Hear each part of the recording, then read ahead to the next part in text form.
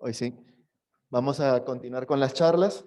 Recibimos nuevamente la participación del doctor José Ricardo López Contreras, especialista en enfermedad de Parkinson, trastornos del movimiento y demencia.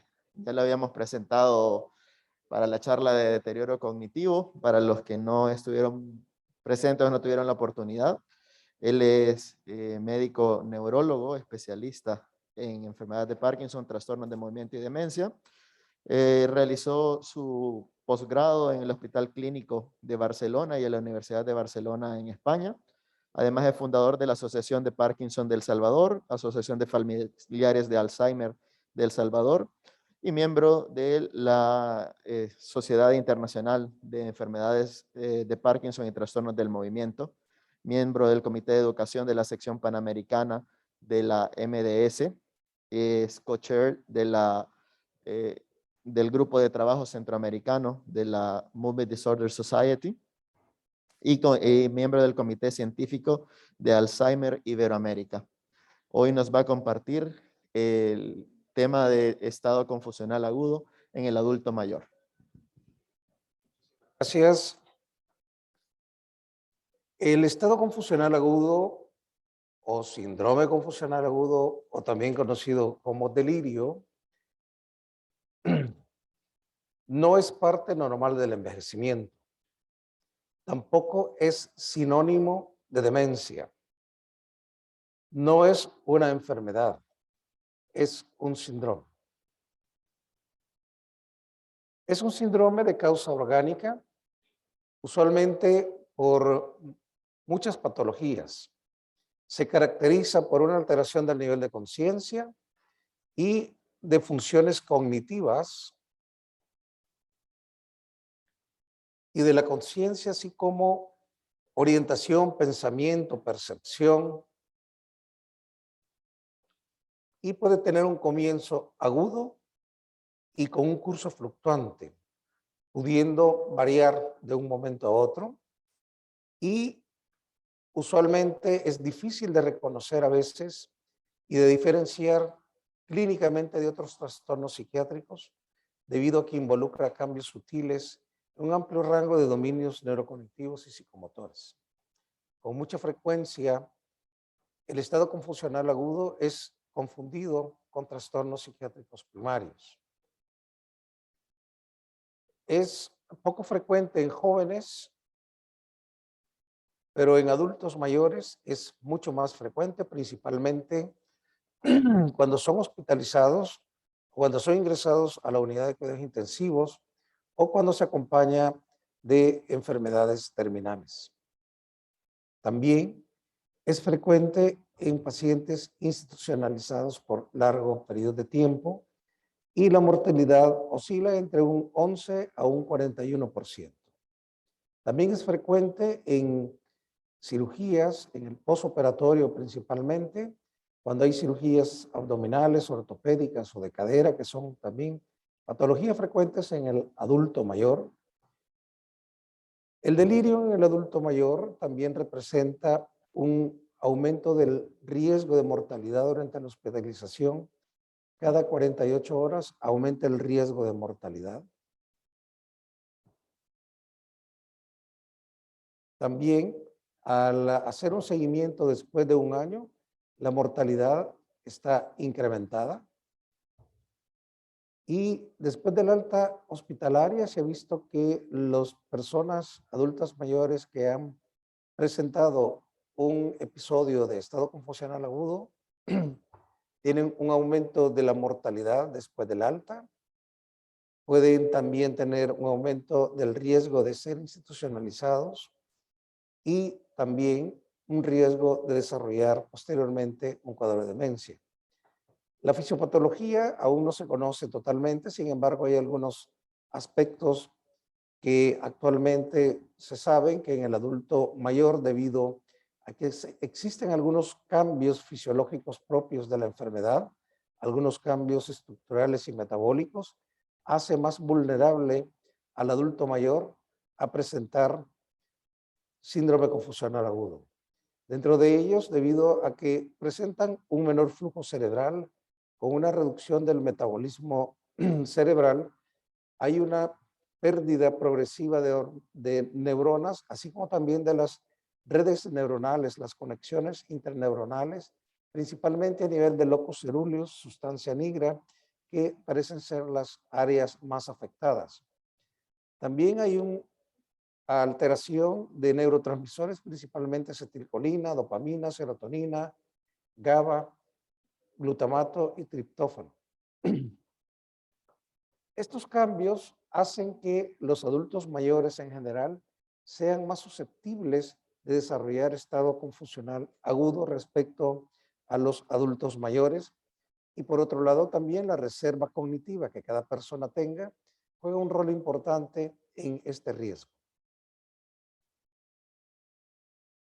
En cuanto a la fisiopatología, se sabe que el adulto mayor, la microglia sufre una activación de esta, produciendo una serie de sustancias proinflamatorias debido a una lesión aguda o inflamación que va a producir una alteración en la barrera hematoencefálica, así como también en la función sináptica y el aparecimiento de algunos síntomas y signos de delirio. Pero esto es lo que pasa normalmente en el adulto joven.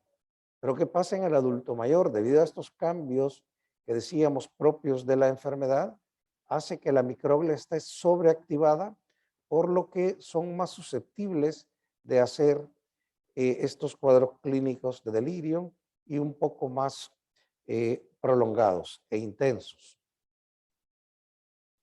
Ante factores precipitantes y la presencia de alguna enfermedad médica o una injuria quirúrgica, hay una liberación de sustancias que afectan la unidad neurovascular y que van a activar la microglia y los astrocitos, que van a producir sustancias proinflamatorias que van a llevar a alteraciones neuroquímicas, alteración de las neuronal y de su sinapsis y una desconexión de diferentes áreas debido a la alteración que se da en las redes neuronales, produciendo de esta manera los diferentes signos y sintomatología propio del delirio, como trastornos cognitivos, perceptuales, trastornos psicomotores, trastornos del sueño, inatención. Pero cuando vemos a las personas adultas mayores, que decíamos hay una sobreactivación de la microglia, va a producir estos cambios más intensos, por lo que hace más susceptibles de padecer delirium y de una manera más prolongada. Pero ¿qué sucede en las personas con demencia? Que además de los cambios propios del envejecimiento, también hay algunos sustrato patológico a nivel cerebral, como los depósitos de beta-amiloide o agregados neurofibrilares, la pérdida neuronal, la desconexión de las redes neuronales por alteración de la sinapsis propia de la demencia, que produce además una disfunción de la barrera hematoencefálica, y la alteración de neurotransmisores propios de la enfermedad también hacen que los estados confusionales agudos en las personas con demencia sean más frecuentes, más intensas y más prolongadas. Entonces, ante injurias médicas o quirúrgicas, se va a producir, junto con el uso de medicamentos y alteración de la sustancia reticular ascendente, alteraciones de los neurotransmisores, la activación de la microglia va a producir una disfunción neuronal y posteriormente también los astrocitos se ven afectados, disminuyendo el soporte metabólico que estos producen en el cerebro, produciendo una insuficiencia metabólica por las alteraciones que se dan a nivel de la barrera hematoencefálica y una reducción de la efectividad de las redes neuronales, dando de esta manera los síntomas del delirio. Aunque se han propuesto varios marcadores en delirio, se han hecho revisiones sistemáticas y no han mostrado datos significativos o datos suficientes que muestren una asociación de comorbilidades ni asociación con el delirio puro.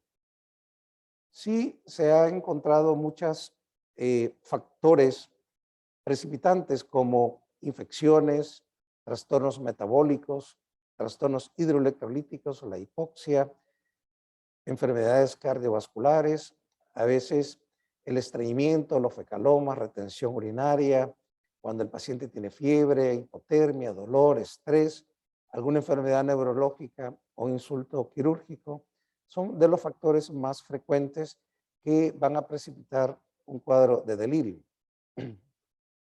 Es importante que los adultos mayores, cuando sean hospitalizados, tengamos en cuenta cuáles son los factores predisponentes, los factores precipitantes que están presentes en la enfermedad antes del ingreso y cuáles son los que van a ir presentando durante el ingreso o potencialmente pueden presentar para corregirlos tempranamente o prevenir todos estos desequilibrios hidroelectrolíticos, trastornos de hipoperfusión o hipoxemia, y al momento del alta también determinar cuáles son los factores que tiene de riesgo para generar delirio.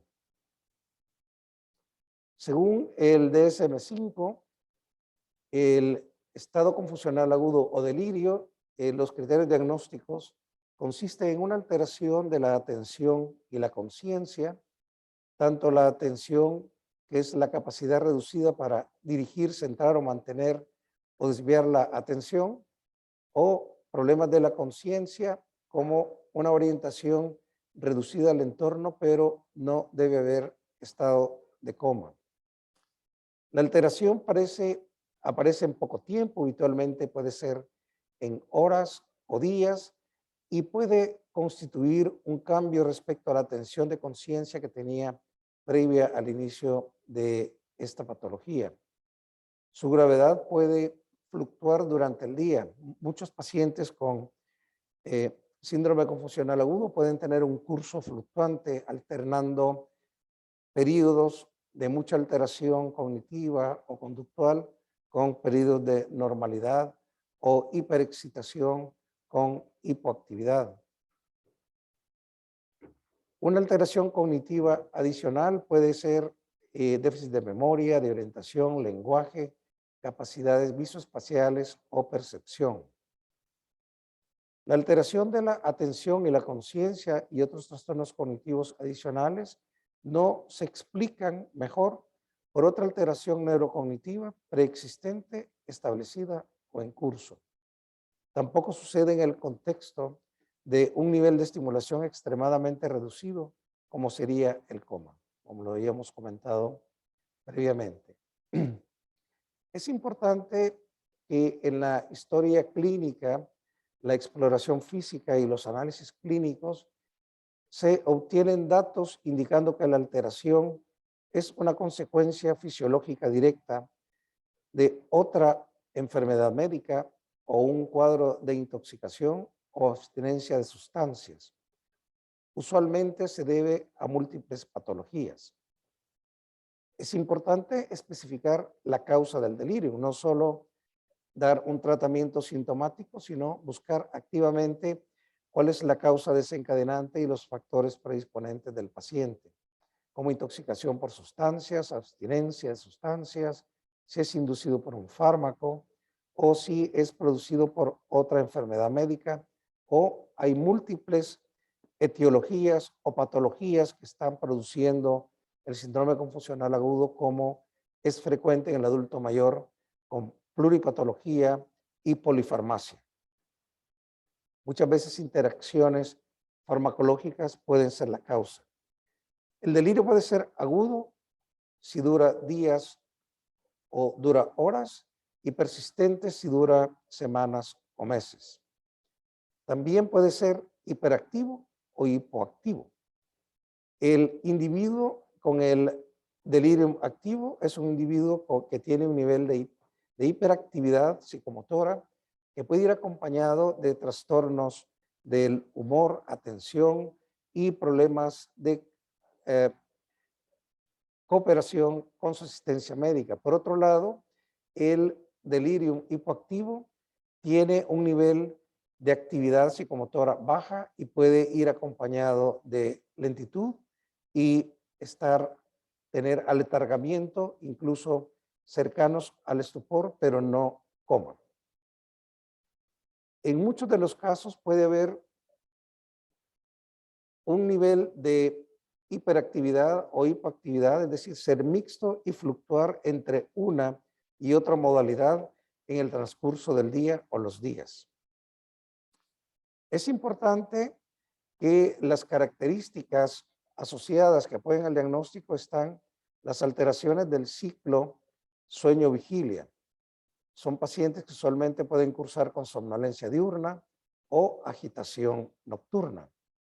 Tienen dificultades para conciliar el sueño, pueden cursar con excesiva somnolencia diurna, un estado de vigilia, es decir, despierta en inversión del ciclo de sueño, vigilia-sueño, día-noche, y estas alteraciones del ciclo vigilia-sueño son muy comunes en el delirio y son propuestas como un criterio esencial para su diagnóstico. Las características que se asocian y que apoyan el diagnóstico, puede haber alteraciones emocionales como ansiedad, temores, depresión, irritabilidad, enfado, euforia, apatía, agitación o cambios rápidos o impredecibles de su estado emocional entre uno y otro. Los síntomas iniciales usualmente son desorientación temporoespacial, aumento o disminución de la actividad psicomotriz, trastornos del ciclo vigilia-sueño, fases de agitación psicomotriz y desorientación que pueden alternar con somnolencia diurna. También el delirio puede desarrollarse y es usual que se desencadene durante la noche o en lugares con escasos estímulos ambientales o luz o lugares desconocidos para el paciente. Esto sucede muchas veces en adultos mayores que son cambiados de domicilio o que son ingresados por alguna patología. El mismo hecho de no conocer el nuevo ambiente o de tener luz apagada, no dejarlos dormir, esto puede exacerbar o desencadenar un cuadro de delirio. El delirio hipoactivo es el más frecuente, sin embargo, el que menos se diagnostica. Usualmente llama más la atención agitación psicomotora, pero pasa desapercibido con frecuencia el delirio hipoactivo. Una infección de vías urinarias, usualmente asintomática en el adulto mayor, sin fiebre, sin disuria, y la única manifestación es un cuadro de delirio, agitación, desorientación, trastornos de memoria. Hacemos estudios y lo que encontramos, una infección de vías urinarias, aún sin presentar ningún otro síntoma. También es frecuente pacientes que presentan neumonías, que a veces no solo tienen un poco de tos, un poco de expectoración, a veces les cuesta expectorar y no podemos ver las características del esputo. Una radiografía de tórax muestra una neumonía. Es decir, que en adultos mayores tienen manifestaciones atípicas de las enfermedades médicas, por lo que debemos buscar activamente estas complicaciones médicas en los pacientes, ya que muchas veces no se quejan de fiebre o no se quejan de los síntomas característicos que sí están presentes en el adulto joven. Pacientes con trastornos neuropsiquiátricos o de agitación y fiebre, debemos siempre descartar un cuadro de meningitis y cuando sea pertinente antes de realizar un estudio de neuroimagen para descartar que no tenga una lesión ocupativa que pueda darnos complicaciones con la función lumbar.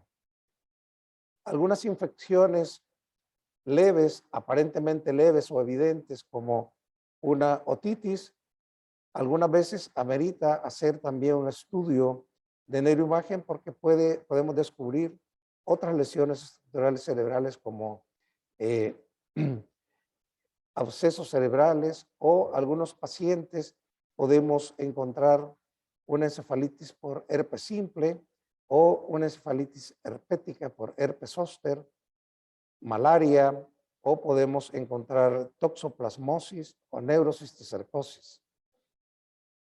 Muchos pacientes con accidente vascular cerebral, aún sin tener alteraciones motoras o de focalización, la primera manifestación o a veces la única manifestación de un evento vascular cerebral es el aparecimiento de delirio, por lo que parte del estudio que debemos hacer en esos pacientes es la neuroimagen, que puede mostrar un infarto cerebral o puede mostrar un accidente vascular cerebral hemorrágico, una hemorragia intraparenquimatosa o una hemorragia subaracnoidea, que también puede estar presente en muchos de estos pacientes. Las caídas en los adultos mayores son frecuentes, muchas veces pasan desapercibidas. Muchas veces también la familia dice, no, solo se cayó sentado, pero no se golpeó la cabeza. Siempre es mejor cuando existe un antecedente de caída, preferiblemente hacer un estudio de neuroimagen para descartar lesiones estructurales. En aquellos en los que es claro que hay un traumatismo craneoencefálico, ninguna duda de hacerlo. La mayoría de médicos lo hacen de primera intención o en la emergencia, pero muchos ante una caída, a veces una fractura de la mano, del pie o de cadera, es lo primordial, lo manejan, pero olvidan el cerebro.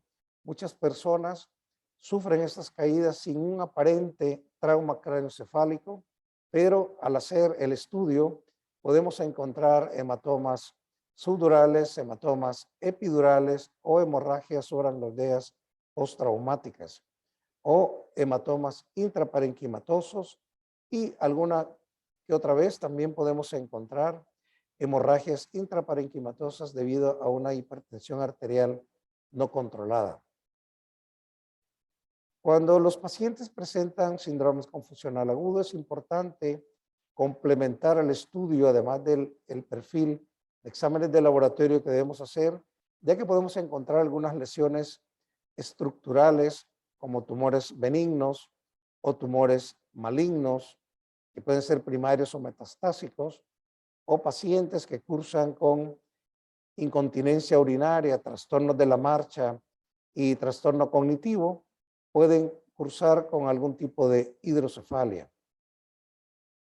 Los medicamentos es una causa muy frecuente de delirium debido a la automedicación o a la polifarmacia que estos tienen, sin tomar en cuenta interacciones existentes entre ellos.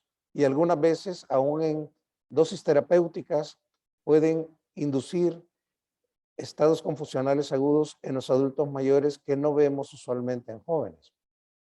Aquí hay una lista amplia de algunos de los medicamentos que debemos de tomar siempre en cuenta si los tiene, para reducirlos o suspenderlos, y muchas veces la familia y el paciente no declaran que están consumiendo algunos medicamentos, por lo que es necesario siempre mandar a la familia a revisar las gavetas y recetas, porque los pacientes usualmente se automedican o en el hospital se intercambian medicamentos entre los pacientes, entre la familia, lo que ven en internet, y a veces no lo declaran. Entonces es importante ser muy acuciosos con la búsqueda de medicamentos que pueden estar potencialmente produciendo esta condición. Otro aspecto importante también es el alcoholismo, el abuso del alcohol, que tampoco usualmente lo declaran.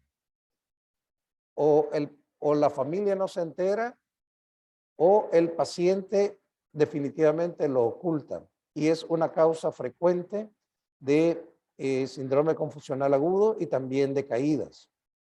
Algunos pacientes también con COVID, la única manifestación a veces es un estado confusional agudo, sin fiebre, sin tos, son llevados a la emergencia con una hipoxemia severa, se hace un TAC de tórax con una bronconeumonía severa y con cuadros clínicos muy importantes y a veces sintomáticamente no son muy manifiestos. Esto se ha visto en esta epidemia de COVID, como muchos adultos mayores, la primera manifestación de COVID es un estado confusional agudo. Es frecuente en pacientes COVID, principalmente críticamente enfermos, y se asocia a una mayor severidad de la enfermedad y un peor estatus al momento del alta. Aunque hay algunos estudios que dice no se asocia con incremento de la mortalidad, sin embargo una revisión reciente sí describe un aumento de la mortalidad después del alta por complicaciones a largo plazo también, mediano plazo. Es importante revisar el perfil metabólico, determinar si las pruebas de función hepática están alteradas, si hay alguna tinte sutil que indique que hay una insuficiencia hepática o algunos síntomas dermatológicos de arañas vasculares que indiquen una insuficiencia hepática. Algunos pacientes con antecedentes de ingesta alcohólica crónica, aún con transaminasas normales, siempre es importante hacer niveles séricos de amonio porque muchas veces este sí está elevado y es lo que nos puede estar dando el problema del trastorno metabólico. Algunos pacientes con hipertiroidismo pueden producir también problemas de delirio. Con mucha frecuencia la hiponatremia crónica producida por diuréticos principalmente, algunas veces también por el uso de antidepresivos, que también es una causa frecuente de hiponatremia, o intrahospitalariamente el uso de algunos sueros endovenosos puede inducirnos una hipernatremia que también puede darnos algunos de esos problemas. En general, enfermedades médicas y quirúrgicas son un factor desencadenante de estos trastornos, principalmente pacientes críticamente enfermos ingresados en la unidad de cuidados intensivos o intermedios. Y es importante que el síndrome confusional agudo usualmente tiene un infradiagnóstico muy alto, pasa desapercibido hasta en un 32 a 66% de los casos y muchas veces, aunque se diagnostiquen, a veces no tienen el manejo apropiado durante su hospitalización. A veces, para algunas personas es difícil identificar un delirium en una persona con demencia. Siempre es importante determinar, porque pueden compartir alguna sintomatología, ambas patologías, en pacientes con demencia que tienen un curso crónico estable, pero que en cuestión de días o semanas el paciente presenta una exacerbación aguda, tendríamos que descartar alguna enfermedad médica, algún trastorno hidroelectrolítico, un hematoma subdural o algún evento vascular cerebral que esté produciendo esta agudización de los síntomas cognitivos que tenía de base. Aquí se presentan algunas diferencias entre el delirium y la demencia. El delirium es de inicio agudo, la demencia es insidiosa, la duración horas o días en el delirium, muchos meses o años en la demencia. Usualmente el delirium es fluctuante, en los casos de demencia es insidiosa, no fluctuante, es crónica y progresiva. El estado de conciencia se ve alterado en el delirium. Usualmente el paciente con demencia neurodegenerativa el paciente está en alerta, puede haber una atención muy alterada en el delirium y puede ser normal en pacientes con demencia en fases leves o moderadas, aunque puede estar afectada en fases más avanzadas. La memoria puede estar afectado en ambos, al igual que la orientación, dependiendo de la evolución de la enfermedad de la demencia, algunos trastornos de lenguaje, incoherencias, pensamientos, alteración de pensamientos que también puede existir y trastornos de la percepción. Es importante entonces que busquemos activamente cuando un paciente adulto mayor se presenta un cuadro de deterioro cognitivo de manera aguda, descartar cuál es la causa. A veces se comete el error en las emergencias que una persona que estaba trabajando la semana pasada y en la última semana empieza con desorientación, con trastornos de memoria, ser diagnosticada como demencia senil, entre comillas, y alta, y muchas veces y referencia a psiquiatría, sin antes haber realizado todos los estudios para descartar un síndrome confusional agudo. Entonces es importante recordar que el estado confusional agudo no es parte normal del envejecimiento, no es sinónimo de demencia, vimos que se diferencian, no es una enfermedad sino un síndrome que puede ser causado por múltiples patologías en un solo episodio. La etiología es usualmente compleja y multifactorial. El conjunto de síntomas y signos va a cursar con alteraciones de la atención, del nivel de conciencia y funciones cognitivas.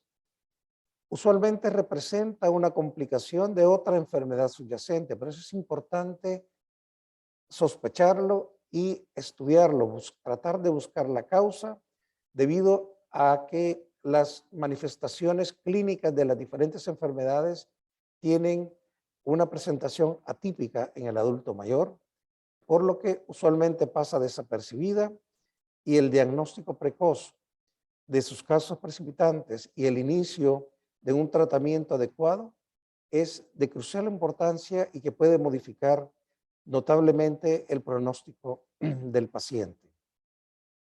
Entonces es importante identificarlo, buscar en todo el sistema del paciente cuál es la causa, corregirlas y también es importante el manejo preventivo de del episodio de estado confusional agudo. Usualmente los pacientes, idealmente cuando están hospitalizados en nuestro medio es difícil, pero hay que dar terapias no farmacológicas con estrategias de reorientación, terapias, actividades terapéuticas, mejorar la calidad de sueño del paciente, favorecer una movilización temprana del paciente que sea rápida y segura, una corrección de los déficits sensoriales, tratamiento de todas las alteraciones agudas que tenga, así como el manejo farmacológico. Y el mejor tratamiento del síndrome confusional agudo es la prevención. Muchas gracias.